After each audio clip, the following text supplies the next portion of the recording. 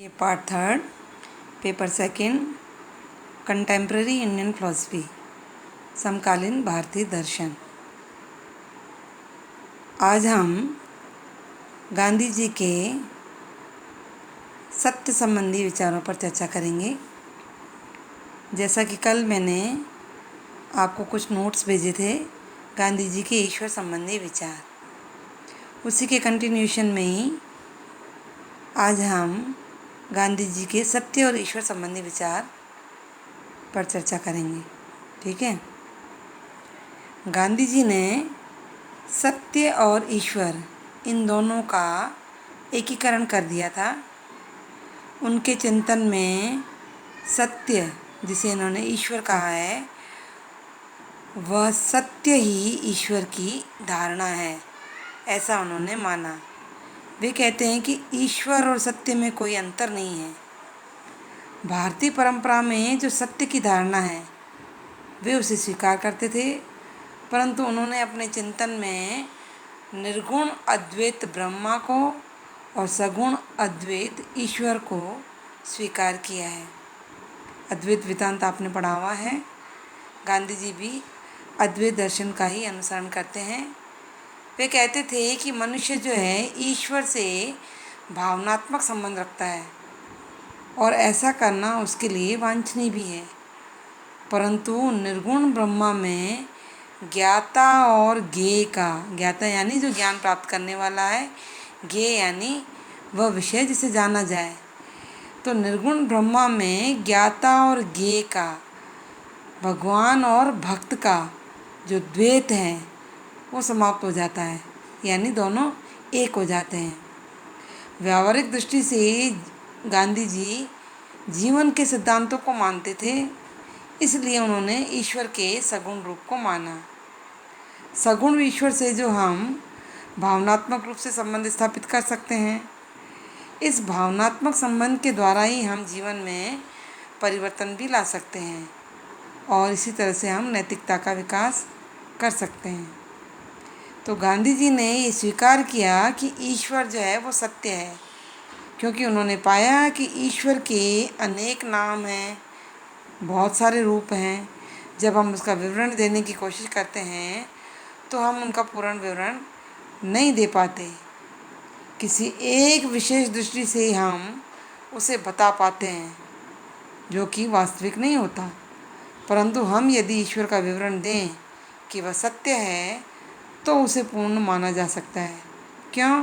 क्योंकि सत्य सत्य पर ही आधारित होता है और जो सत्य है उसका कभी निषेध नहीं किया जा सकता। तो गांधी जी जो है सत्य की एक रूपता को स्वीकार करते थे। वे कहते थे कि सत्य जो है वो व्यापक है और सार्वभौमिक भाव है, जिसका निषेध यानी जिसको नकारना ईश्वर को नहीं मानने वाला जो व्यक्ति है वो भी निषेध नहीं कर सकता है। इस सत्य को जो आत्मसात कर ले, वो आत्मसात करना ही सत्य है। ठीक है। तो हम जो है ईश्वर के इसी रूप को प्राप्त करते हैं। ईश्वर सत्य है, ये गांधी जी का जो वाक्य है, इस वाक्य को गांधी जी ने बाद में मतभेद स्थापित न हो इससे बचने के लिए उन्होंने बाद में सत्य ही ईश्वर है इस रूप में उसे बदल दिया। क्यों? क्योंकि वे कहते हैं कि सत्य जो है वो सर्वोच्च धारणा है। सभी धर्मों को जो बांधने वाली शक्ति है वो सत्य ही है। यहाँ तक कि सत्य में जो नास्तिकतावादी और निराशावादी विचार हैं, वो विचार वाले जो व्यक्ति हैं वो भी उस सत्य में शामिल हो जाते हैं।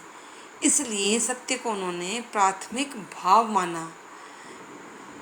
गांधी जी के लिए सत्य जो था मात्र विचार नहीं था, बल्कि तात्विक इकाई थी। इसलिए सत्य को आधार रूप में रखते हुए उन्होंने धार्मिक और नैतिक दृष्टि से यह विचार प्रस्तुत किया कि सत्य ही ईश्वर है। ईश्वर जो है सत्य है, प्रेम रूप है। ठीक है। तो इस प्रकार गांधी जी ने अपने सत्य की अवधारणा में विचार रखें।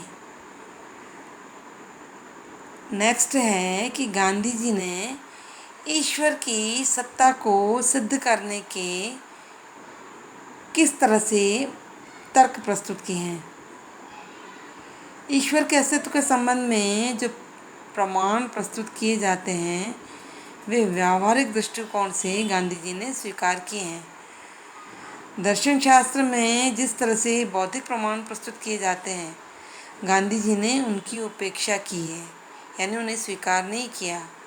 उन्होंने बौद्धिक प्रमाणों को ईश्वर की सिद्धि के लिए पर्याप्त नहीं बताया। वे कहते थे कि ईश्वर की अनुभूति जो है मनुष्य की एक आंतरिक अनुभूति है। मनुष्य अपने जीवन में किन्हीं विशेष क्षण में एक ऐसी आंतरिक अनुभूति को महसूस करता है जो उसकी अंतरात्मा की आवाज़ होती है। ये अंतरात्मा की आवाज़ ही ईश्वर है। ठीक है। ईश्वर को सिद्ध करने के लिए गांधी जी ने कुछ प्रमाण प्रस्तुत किए हैं जिससे उनकी सत्ता का संकेत मिलता है। सबसे पहली है कारणतामूलक युक्ति। अपने फिलॉसफी में ईश्वर के कारणता युक्ति संबंधी तर्क को पढ़ा होगा। ईश्वर को विश्व का प्रथम कारण के रूप में या अंतिम आधार के रूप में स्वीकार किया गया। हमारा स्वयं का भी अस्तित्व अपने माता पिता पर निर्भर है। इस तरह से यदि श्रृंखला को हम बढ़ाते जाएं तो अंतिम आधार के रूप में ईश्वर की पुष्टि होती है। नेक्स्ट है प्रयोजनमूलक युक्ति। इसमें इन्होंने बताया है कि जब हम इस जगत की व्यवस्था को देखते हैं तो उसमें एक समन्वय दिखाई देता है, संगठन दिखाई देता है, शाश्वत नियम दिखाई देते हैं, जिसे देख कर के लगता है कि कोई प्रयोजन करता है, कोई व्यवस्थापक है जिसने इस जगत को व्यवस्थित कर रखा है। तो वो प्रयोजन कारण ईश्वर ही हो सकता है।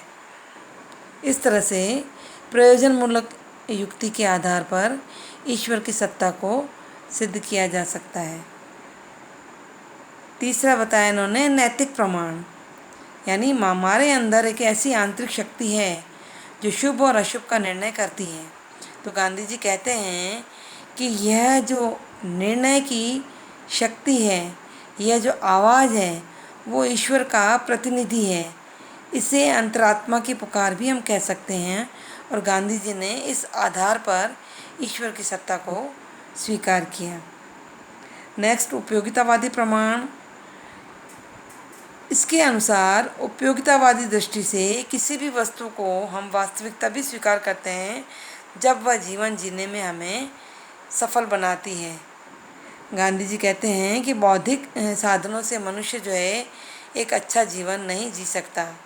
उसे जीवन जीने के लिए एक ऐसी सत्ता के प्रति आस्था की आवश्यकता होती है जो उसे संकट के समय से उबार सके। और ईश्वर ऐसी ही आध्यात्मिक सत्ता है जिससे संकट के समय हमें सहारा मिलता है या मिला है और हमारा उसके प्रति विश्वास भी बनता है। हमारी निराशा और दुख दूर होते हैं और जीवन में आगे बढ़ने का साहस भी मिलता है। इस तरह से इन्होंने उपयोगितावादी प्रमाण के आधार पर भी ईश्वर के अस्तित्व को सिद्ध किया है। इस तरह गांधी जी ने ईश्वर की सत्ता को सिद्ध करने के लिए ये कुछ प्रमाण जो हैं संकेत के रूप में हमारे सामने रखें। ठीक है। तो आज गांधी जी के सत्य और ईश्वर संबंधी विचार वाला चैप्टर समाप्त हुआ। Thank you.